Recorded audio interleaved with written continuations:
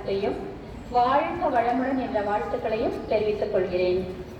அனைவரும் வாழ்க வளமுடன். முதலாவதாக யோகா தினத்தை கொண்டாட அனுமதி அளித்த தலைமை ஆசிரியர் அம்மா அவர்களுக்கு என் நன்றியை தெரிவித்துக் கொள்கிறேன். மேலும் உறுதுணையாக இருந்த ஆசிரியர் பெருமக்கள் அனைவருக்கும் என் நன்றியை தெரிவித்துக் கொள்கிறேன். மற்றும் என் நன்றியை மட்டுமல்ல, மன்றத்தின் சார்பாகவும் எங்கள் நன்றியை தெரிவித்துக் கொள்கிறோம்.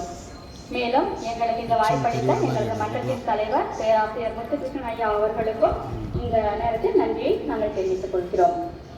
இன்று 12வது சர்வதேச யோகா தினம் கொண்டாடப்படுகிறது. இன்று இல்லை, அதாவது ஞாயிற்றுக்கிழமை 21ஆம் தேதி கொண்டாடப்படுகிறது. அன்று விடுமுறை இருப்பதால் நாம் அந்த தினத்தை இங்கு கொண்டாடி கொண்டிருக்கிறோம். இந்த ஆண்டுக்கான மைப்பொருள் என்ன என்றால் ஆரோக்கியமான முதுமைக்கான யோகா. அதுதான் இந்த ஆண்டுக்கான மைய கருத்து. Yoga for healthy ageing. First yoga அப்படின்னா என்ன அப்படின்னா, யோகா ஆயிரக்கணக்கான ஆண்டுகள் பழமையான ஒரு இந்தியாவோட பாரம்பரிய ஒரு பயிற்சி முறை.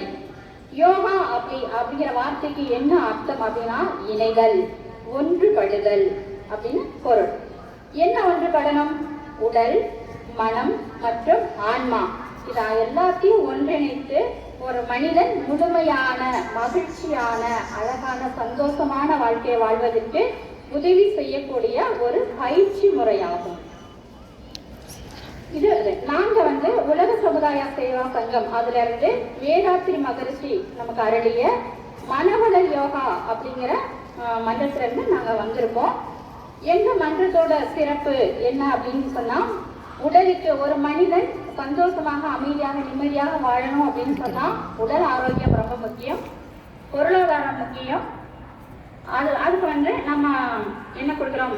உடல்ல உயிர் சக்தி ரொம்ப முக்கியம். இதெல்லாம் இதுக்கு என்ன பயிற்சிகள் கொடுக்குறோம் அப்படின்னா, உடலுக்கு உடற்பயிற்சி, ஆரோக்கியமான உடம்புக்கு நோய்கள் பதிவுகளை நீக்குவதற்கான பயிற்சிகளை நம்ம கொடுக்குறோம்.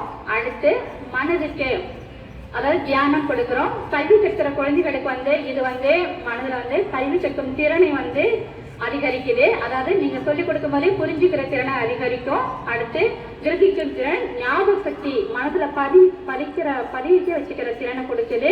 அடுத்து நினைவு கூறும் திறன், அதை ஈஸியா ரீகால் பண்ணிக்கிற பவரையும் நமக்கு கொடுக்குது. இது தியானம். அடுத்து பார்த்தா உயிர் சக்தி. நம்ம என்னதான் கை காலு கண்ணு மூக்கு வாயு எல்லாமே நமக்கு நல்லா இருந்தாலும் உடலுக்குள்ள ஒரு சக்தி, எனர்ஜி தேவை இருக்கு. அந்த எனர்ஜிக்கு பேரு நம்ம உயிர் சக்தி அப்படின்னு சொல்றோம். அந்த உயிர் சக்தியை வளப்படுத்தக்கூடிய பயிற்சியா காயக்கல்பம் அப்படிங்கிற பயிற்சியை நம்ம கொடுத்திருக்கோம். நம்ம வருடம் 8th 9th 10th +1 + 2 மாணவர்களுக்கு இந்த பயிற்சியை நம்ம இங்க கொடுத்துட்டு இருக்கோம். ஏற்கனவே இந்த பயிற்சி எடுத்த மாணவர்களுக்கு அதை பத்தி கண்டிப்பா நல்லா தெரிஞ்சிருக்கும் நான் நினைக்கிறேன்.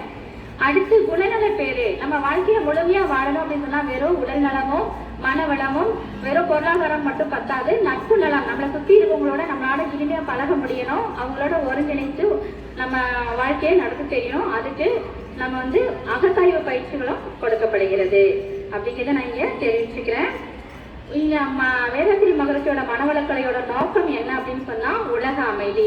உலகம் அமைதியா இருக்கணும் அப்படின்னு சொன்னா அதுக்கு தனி மனித அமைதி இன்றியமையாதது. ஒவ்வொரு தனி மனிதனும் நிம்மதியா சந்தோஷமா அமைதியா இருந்தா மட்டும்தான் ஒரு குடும்பம் நல்லா இருக்க முடியும். ஒரு குடும்பம் நல்லா அமைதியா சந்தோஷமா இருந்தா தான் ஒரு ஊர் அமைதியா நிம்மதியா சந்தோஷமா இருக்கும். ஒரு ஊர் நல்லா இருந்தா இந்த நாடு நல்லா இருக்கும், நாடு நல்லா இருந்தா உலகம் நல்லா இருக்கும். அப்ப இந்த மொத்த பூமியும் அமைதியும் சந்தோஷமாக இருக்கணும்னா ஒவ்வொரு தனி மனித அமைதியும் இன்றியமையாதது அப்படின்னு சொல்லி எங்க மன்றத்தின் சார்பாக உங்களுக்கு நன்றியை தெரிவித்துக்கிட்டு இந்த யோகா பயிற்சிகளை நம்ம ஆரம்பிக்கலாம். அதுல நாங்க உடற்பயிற்சிகள் சிலவற்றையும் யோகாசனங்கள் சிலவற்றையும் நம்ம உங்களுக்கு இங்க பயிற்சி தரோம். வாழ்க வளமுடன். நன்றி. வாழ்க வளம்.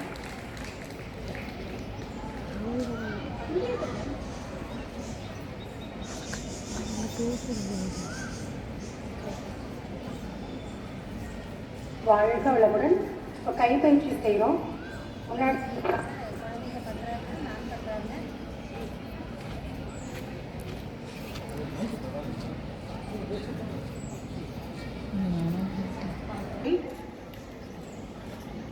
அப் சொல்லும்போது 2 கைகளையும் மேலே சேர்க்கணும்.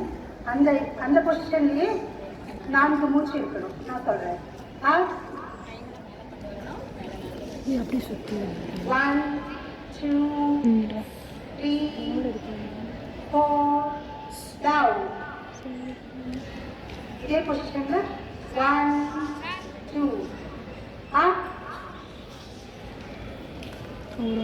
நம்ம இங்கிட்ட எடுக்கிறதா 2 3 4 down சுற்றி எடு 1 2 up சுற்றி எடு 1 2 3 4 down இப்போ கைகளை பக்கவாட்டில் நீட்டிக்கலாம்